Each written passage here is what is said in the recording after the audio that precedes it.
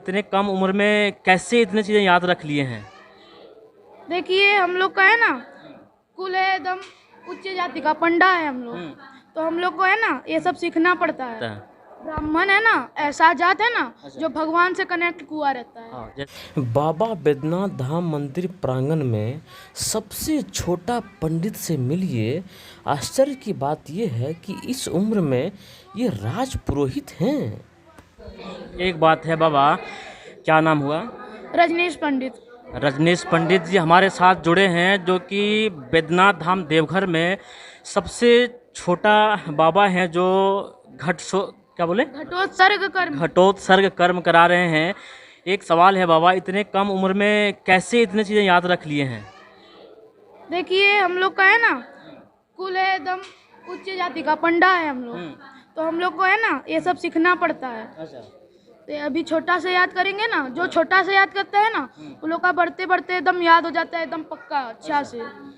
जैसे कि संस्कृत पढ़ना तो बहुत मुश्किल होता है, और आप बचपन से पढ़ रहे हैं और इतना सब चीज़ें याद भी है, और ऐसे में जैसे कि आप बोले कि सब कुछ याद रखना पड़ता है, तो ऐसे हर चीज़ें आप याद रख सकते हैं, चाहे साइंस की हो, चाहे फिजिक्स केमिस्ट्री, कोई भी चीज़ें हो, सब कुछ आप याद रख सकते हैं। हाँ।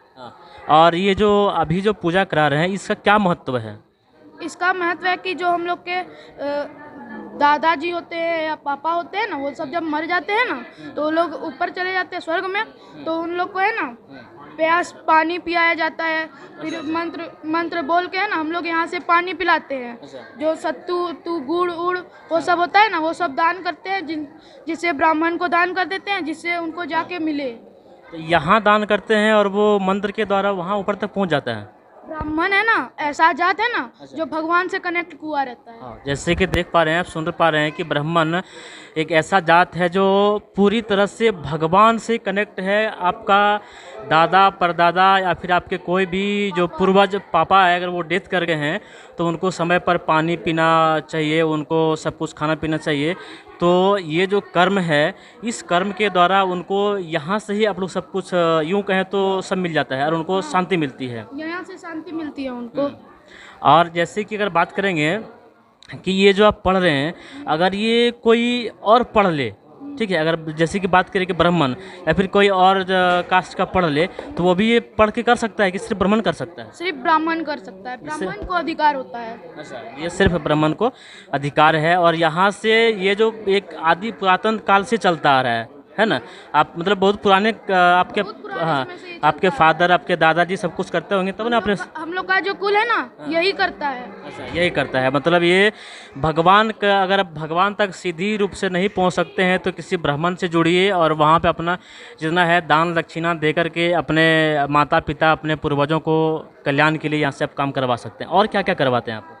और जैसे हम अभी यही सीखे हुए हैं, अभी हम सीख रहे हैं, ऐसे आगे बढ़ेंगे अभी। और गीता वगैरह भगवत वगैरह भी? सन फ्रांसिस स्कूल भी देवघर में हम पढ़ रहे हैं, संस्कृत अभी पढ़ाई कर रहे हैं। अभी इसी से शुरू करते हुए हम आगे जैसे जैसे जाते हैं हम धीरे धीरे सीखेंगे। अच्छा। मेरे जो दादाजी हैं ना वो बहुत बड़े पंडित थे। अच्छा, क्या नाम उनका? श्री माया शंकर शास्त्री। श्री माया शंकर शास्त्री के ये पोता हुए, जो कि इतने कम उम्र में देख पा रहे हैं कि यहाँ पर जो सो इतने बड़े कार्यक्रम को कर रहे हैं। और संस्कृत बहुत टफ है पढ़ने के लिए, लेकिन यहाँ से अगर शुरू से बचपन से इस पर ध्यान दिया जाए, इस पर अगर लगन होनी तो लगन के द्वारा सब कुछ किया जा सकता है ना बाबा। चलिए, धन्यवाद। ये राज पुरोहित हैं?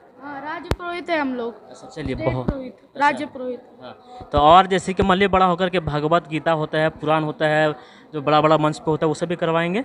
चलिए, धन्यवाद। हम जो सो अगर मेरे गांव में या फिर हम जो सो यहाँ से अगर एक चीज़ जो बाबा है, एक चीज़ जो हर किसी का सवाल रहता है कि जैसे कि जो बहुत दूर दूर से लोग आते हैं, उसको आप लोग कैसे पहचान जाते हैं कि वो हमारा जजमान है? या वो हम लोग से ना कनेक्टेड रहता है। अच्छा। वो हम लोग से कनेक्टेड रहता है, वो लोग जानता है कि ये हमारा पंडा बाबा है, तो हम लोग भी जान जाते हैं वो हम लोग का जजमान है।